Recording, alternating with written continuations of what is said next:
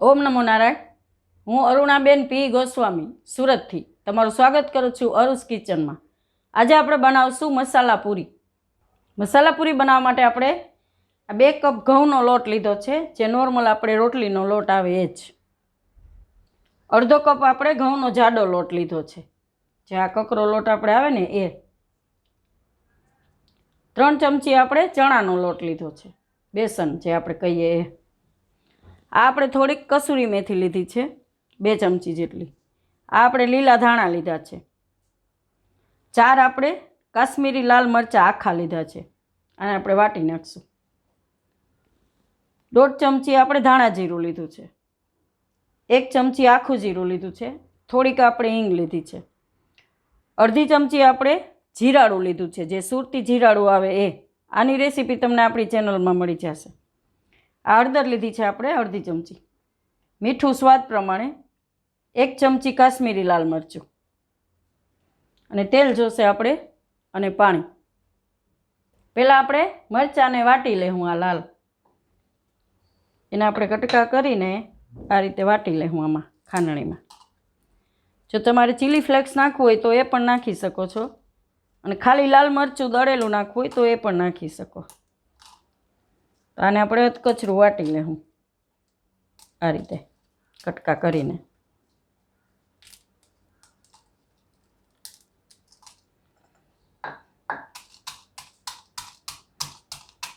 આ આપણે મરચાં વાટી લીધા છે, એને આપણે કાઢી લેવું. હવે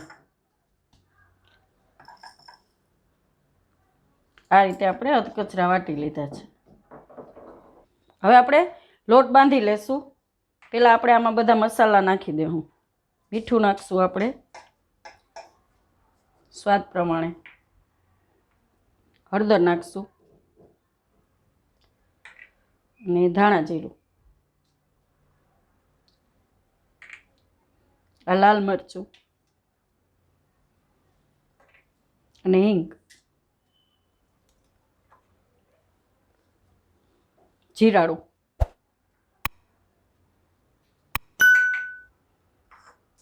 આમાં આપણે થોડુંક પાણી નાખશું. પહેલાં બધા મસાલા આપણે સરખા મિક્સ થઈ જાય એમ, મીઠું ઓગળી જાય.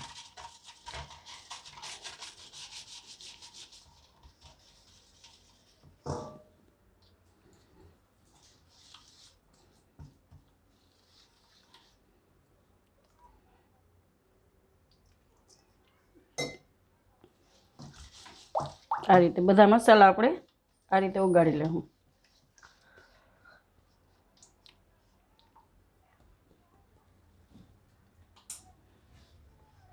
હવે આપણે આમાં તેલનું મોણ નાખશું થોડુંક, 2-3 ચમચી જેટલું. હવે આપણે આમાં જીરું નાખી દેવું આ રીતે હાથથી થોડું ક્રશ કરીને.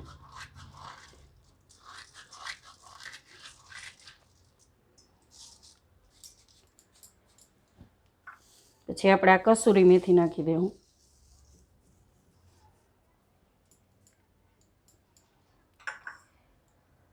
હવે આપણે આમાં લોટ ચારી લેવું. બધો લોટ આમાં આપણે મિક્સ કરી લેવું.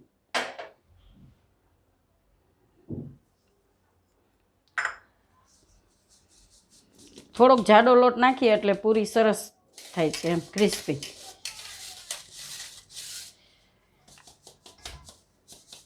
હવે આપણે આમાં ઘઉંનો લોટ ચારી લેવું, ઝીણો.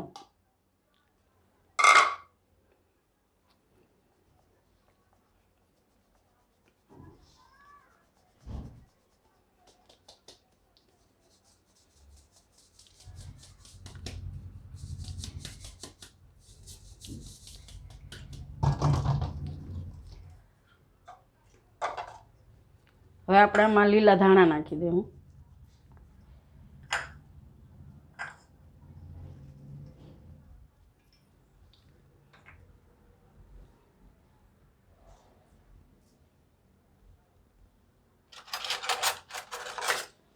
હવે આપણે આ લાલ જે મરચું વાટેલા એ નાખી દેવું.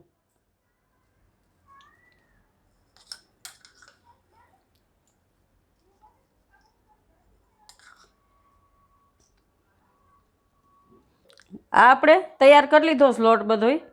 હવે આપણે લોટ બાંધીશું, પણ પહેલાં આપણે તેલ ગરમ મૂકી દઈએ, એટલે ત્યાં સુધીમાં આપણું તેલ ગરમ થઈ જાય એમ. આ પહેલાં બધું મિક્સ કરી લેવું આપણે, બધા મસાલાને બધું નાખ્યું છે. પછી જરૂર પ્રમાણે આપણે પાણી નાખશું આ રીતે.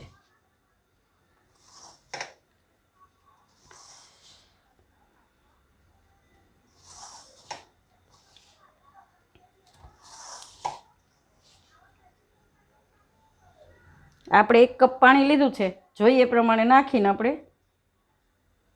પાણી લોટ બાંધશું એ રીતે એમ.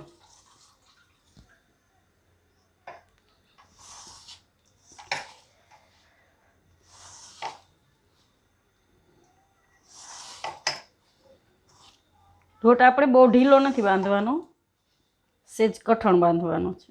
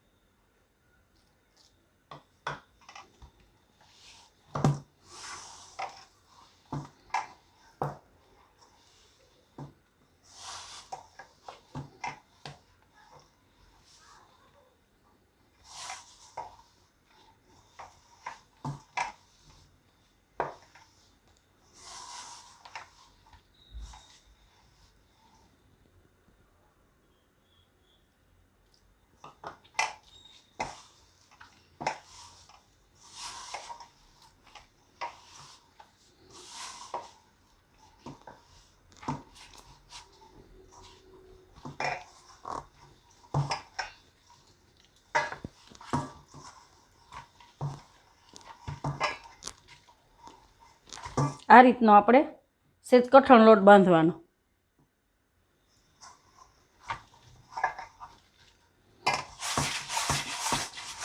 એક કપમાં આપણે થોડુંક પાણી વધ્યું છે, ને આટલું પાણી આપણે અંદર નાખ્યું હતું મસાલાને પલાળવા માટે, તો આપણે 1 જ કપ પાણી જરૂર પડે લોટમાં એમ.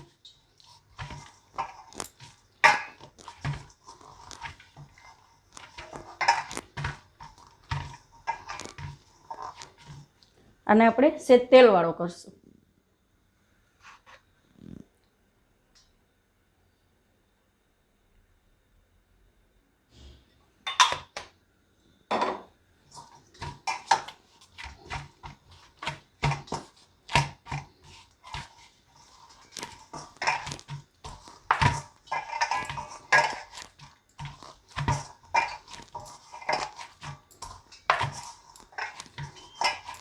અને આપણે થોડીક વાર રહેવા દઈશું, 5 મિનિટ માટે. 10 મિનિટ થઈ ગઈ છે, આપણે હવે લોટને જોઈ લેવું. સરસ આપણો લોટ થઈ ગયો છે. આ રીતનો સેજ કઠણ લોટ બાંધવાનો. હવે આને આપણે સેજ મહરી લેવું આ રીતે.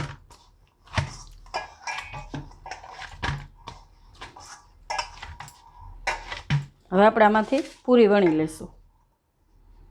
જેવડી સાઈઝની આપણે બનાવી હોય આટલો લુવો લેવું આપણે, ને હાથથી આપણે આ રીતે ગોળ કરી લે આ રીતનો.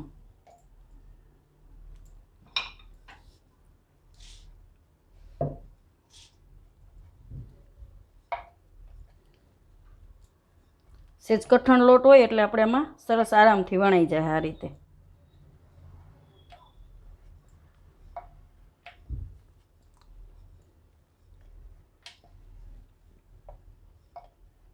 જેવડી સાઈઝ બનાવી એટલી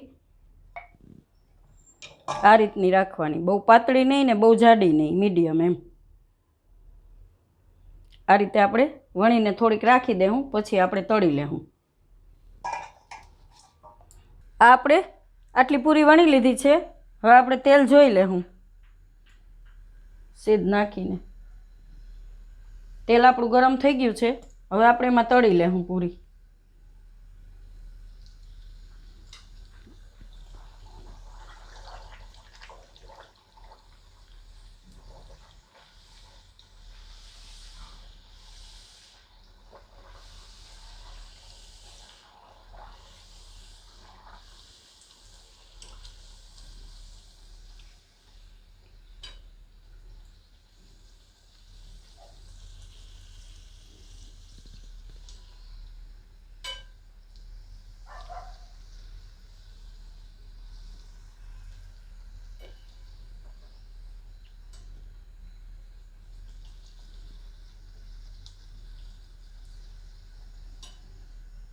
આ રીતે આપણે પૂરી બધી તળી લેવું આ રીતે.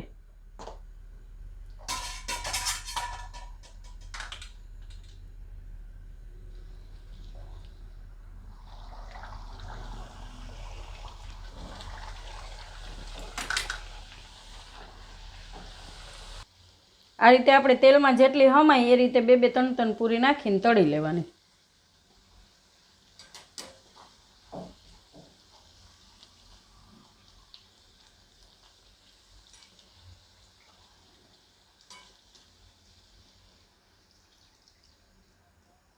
આ રીતે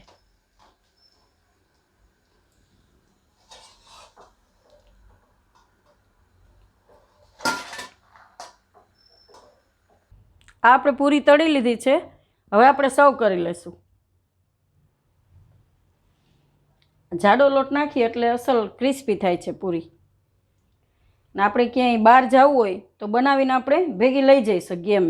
2-3 દિવસ વાંધો નહીં આવે. આને આપણે દહીં સાથે સર્વ કરીશું. કેમ કે આમાં મસાલા બધા જ છે, આપણે કંઈ જરૂર નથી બીજી તીખાશ નહીં કે એવી કંઈ એમ. એટલે દહીં સાથે ખાવામાં સારી લાગે છે એમ. તૈયાર છે આપણી મસાલા પૂરી. જો તમને મારી આ રેસીપી પસંદ આવી હોય તો એને લાઈક કરજો, શેર કરજો અને મારી ચેનલને સબસ્ક્રાઈબ કરજો. અને બેલ આઇકન દબાવવાનું ના ભૂલતા. કમેન્ટ કરીને કહેજો કે તમને કેવી લાગી આ મસાલા પૂરી.